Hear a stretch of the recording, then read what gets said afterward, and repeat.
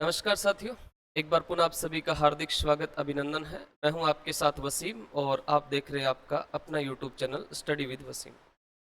तो आज अपने राजस्थान इतिहास के अंदर एक टॉपिक लगता है आप सभी के लिए महत्वपूर्ण है, जनजाति आंदोलन। और जनजाति आंदोलन के अंदर हम सबसे पहले जिस आंदोलन की बात करने वाले हैं उस आंदोलन का नाम है भगत आंदोलन। सबसे पहले हम जिस जनजाति आंदोलन के बारे में पढ़ेंगे उस जनजाति आंदोलन का नाम है भगत आंदोलन। भगत आंदोलन। भगत आंदोलन के बारे में पढ़ेंगे। देखिएगा, भगत आंदोलन जो है इनमें आपको बहुत सारी चीजें बताई जाती है, बहुत सारा मैटर पढ़ाया जाता है, बहुत सारी चीजें लिखवाई जाती है जिनका कोई ज्यादा मतलब नहीं होता है। हम उन पे ज्यादा चर्चा करेंगे जिनसे एग्जाम के अंदर सीधे सीधे प्रश्न पूछे जाते हैं। जैसे कि भगत आंदोलन जो है इसको प्रारंभ किसने किया था, इसके प्रवर्तक कौन थे? तो भगत आंदोलन के प्रवर्तक थे जिनका नाम था गोविंद गिरी। भगत आंदोलन के प्रवर्तक जिनका नाम था गोविंद गिरी। भगत आंदोलन के प्रवर्तक कौन थे? तो भगत आंदोलन के जो प्रवर्तक है जिनका नाम था गोविंद गिरी। और गोविंद गिरी जो है इनका जन्म हुआ था बांसिया गांव। इनका जन्म जो है इनका जन्म होता है 1858 को। और 1858 को कहां पर हुआ था? बांसिया गांव के अंदर हुआ था। बांसिया गांव में हुआ था। इनका जन्म हुआ था बांसिया गांव में। और बांसिया गांव कहां पड़ता है? डूंगरपुर में पड़ता है। बांसिया गांव डूंगरपुर के अंदर इनका जन्म हुआ था 1858 को। बांसिया गांव डूंगरपुर में 1858 को गोविंद गिरी का जन्म होता है। और गोविंद गिरी जो थे इनका जन्म 1858 को बांसिया गांव डूंगरपुर के कौन से परिवार के अंदर हुआ था? बंजारा परिवार में हुआ था। बंजारा परिवार में इनका जन्म होता है। बांसिया गांव डूंगरपुर के कौन से परिवार में इनका जन्म हुआ था? बंजारा परिवार में। किसका जन्म होता है? गोविंद गिरी का जन्म होता है। गोविंद गिरी के गुरु का नाम था राजगिरी। इनके गुरु का नाम क्या था? इनके गुरु का नाम था राजगिरी। इनके गुरु का नाम था राजगिरी। और राजगिरी जो थे ये कोटा बूंदी अखाड़े के साधु थे। कोटा बूंदी अखाड़े के साधु थे। अखाड़े के साधु थे। अखाड़े के साधु थे। कोटा बूंदी अखाड़े के साधु जिनका नाम क्या था? जिनका नाम था राजगिरी। और राजगिरी किसके गुरु थे? गोविंद गिरी के गुरु थे। अपने जो गोविंद गिरी है इन्होंने दयानंद सरस्वती से प्रभावित होकर भीलों की सेवा करना प्रारंभ किया था। गोविंद गिरी जो थे, गोविंद गिरी ने दयानंद सरस्वती से प्रभावित होकर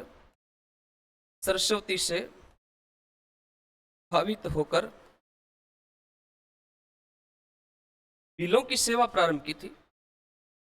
भीलों की सेवा प्रारंभ की। भीलों की सेवा प्रारंभ की। और भीलों की सेवा प्रारंभ की जिसके कारण गोविंद गिरी को गोविंद गिरी जो है गोविंद गिरी को आदिवासियों का मसीहा कहा जाता है। आदिवासियों का मसीहा कहा जाता है। आदिवासियों का मसीहा कहा जाता है। या भीलों का मसीहा किसको कहा जाता है? गोविंद गिरी को कहा जाता है, जिन्होंने दयानंद सरस्वती से प्रभावित होकर भीलों की सेवा करना प्रारंभ किया था। और साथ में गोविंद गिरी के गुरु का नाम था राजगिरी। और राजगिरी अपने कोटा बूंदी अखाड़े के साधु है। कोटा बूंदी अखाड़े के साधु है। गोविंद गिरी जो थे इनके द्वारा 1903 के अंदर 1903 में, या फिर हम यूं कहें कि इन्होंने 1883 में सिरोही में संप सभा का गठन किया था। सिरोही में कौन सी सभा का गठन किया था? सिरोही में संप सभा का गठन किया था। सिरोही में संप सभा का गठन किया था। सिरोही के अंदर कौन सी सभा का गठन किया था? तो सिरोही में संप सभा का गठन जो है वो गोविंद गिरी के द्वारा किया जाता है। और ये जो संप सभा है, इस संप सभा में कुल 10 नियम थे। संप सभा के कुल कितने नियम हैं?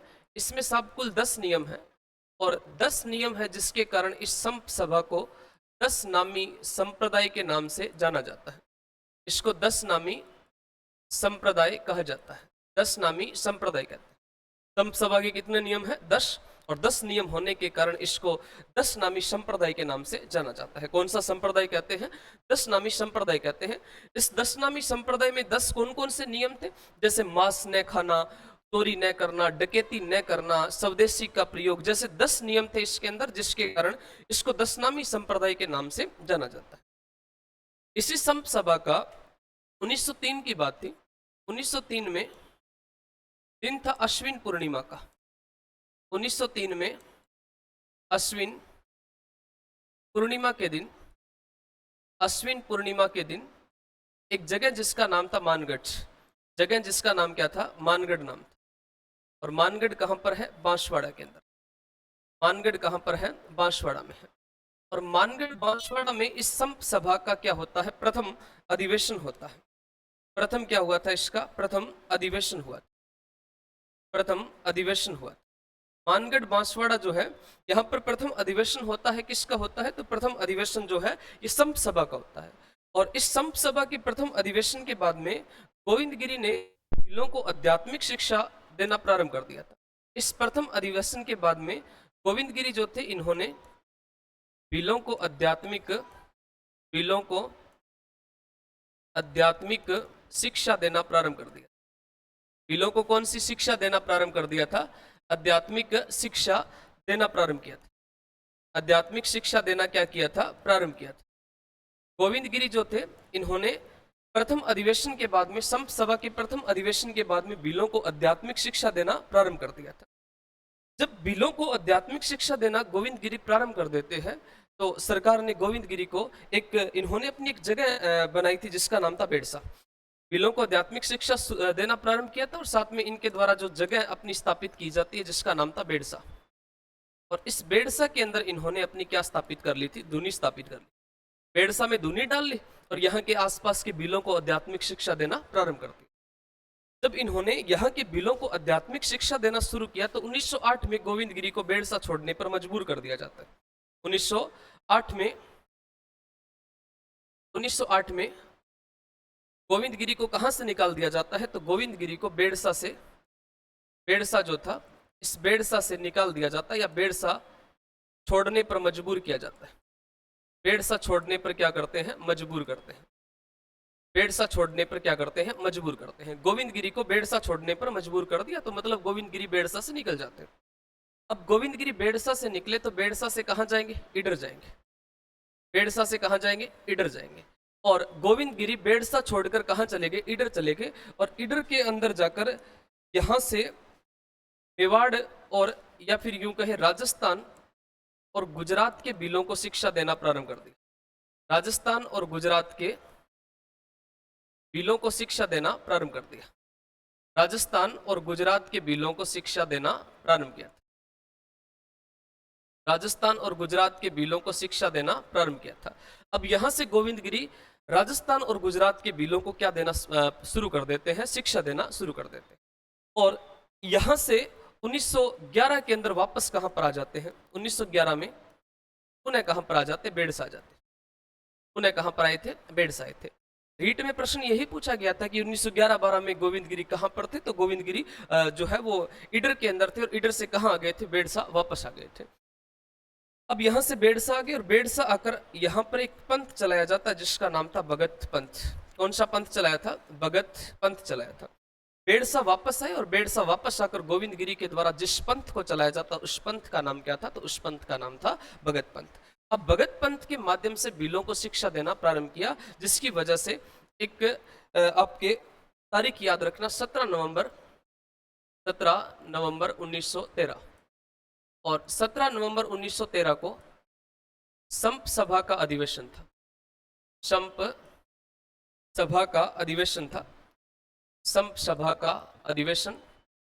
और 17 नवंबर 1913 को जो संप सभा का अधिवेशन हुआ था, इस संप सभा के अधिवेशन के अंदर जो है वो सरकार के द्वारा, सरकार ने यहां पर क्या चला दी थी? गोलियां चलाई थी। सरकार ने यहां पर क्या चलाई? गोलियां चलाई। संप सभा का जो अधिवेशन हुआ 17 नवंबर 1913 को, यहां पर सरकार के द्वारा क्या चला दी जाती? गोलियां चला दी जाती, जिसके अंदर 1500 भील मारे जाते। 1500 क्या मारे जाते हैं, बील यहाँ पर मारे जाते हैं, 1500 बील यहाँ पर मारे जाते हैं। इस संप सभा के अधिवेशन के अंदर जो है वो गोलियां चलाई जाती है सरकार के द्वारा, और जब सरकार यानी मेवाड़ सरकार ने गोलियां चलाई तो यहाँ पर कितने लोग मारे गए थे, तो 1500 बील जो थे वो यहाँ पर मारे जाते हैं। इसके बाद में ये घटना जो है ये मानगढ़ बांसवाड़ा की है, और ये अधिवेशन भी आपका कहां पर हुआ था, मानगढ़ बांसवाड़ा के अंदर हुआ था। ये मानगढ़ बांसवाड़ा के अंदर 17 नवंबर 1913 को 1500 बील मारे गए थे, जिसके कारण बीलों की याद में मानगढ़ में क्या बना है, शहीदों का चबूतरा बना है। मानगढ़ में शहीदों का चबूतरा बना है, शहीदों का क्या बना है, चबूतरा बना है। और यहाँ पर प्रतिवर्ष मार्गशीर्ष पूर्णिमा, मार्गशीर्ष पूर्णिमा को, मार्गशीर्ष पूर्णिमा को क्या बढ़ता है, मेला बढ़ता है। यहाँ पे लगता है मार्गशीर्ष पूर्णिमा को मेला, और इस मेले को कौन सा मेला कहा जाता है, मानगढ़ धाम का मेला कहते हैं। इस मेले को मानगढ़ धाम का मेला कहा जाता है। ये मेला कौन सा मेला कहलाता है, तो ये मेला कहलाता है मानगढ़ धाम का मेला, और ये मार्गशीर्ष पूर्णिमा को बढ़ता है कौन सा मेला, तो मानगढ़ धाम का मेला मानगढ़ बांसवाड़ा के अंदर मार्गशीर्ष पूर्णिमा को बढ़ता है। साथ में वर्तमान में जो जनजाति यूनिवर्सिटी है, इस जनजाति यूनिवर्सिटी का नाम बदलकर, यूनिवर्सिटी का नाम बदलकर, यूनिवर्सिटी जो थी इसका नाम बदलकर क्या कर दिया है, गोविंदगिरी यूनिवर्सिटी कर दिया, गोविंदगिरी यूनिवर्सिटी कर दिया। वर्तमान में इस जनजाति यूनिवर्सिटी का नाम बदलकर गोविंदगिरी यूनिवर्सिटी कर दिया गया है।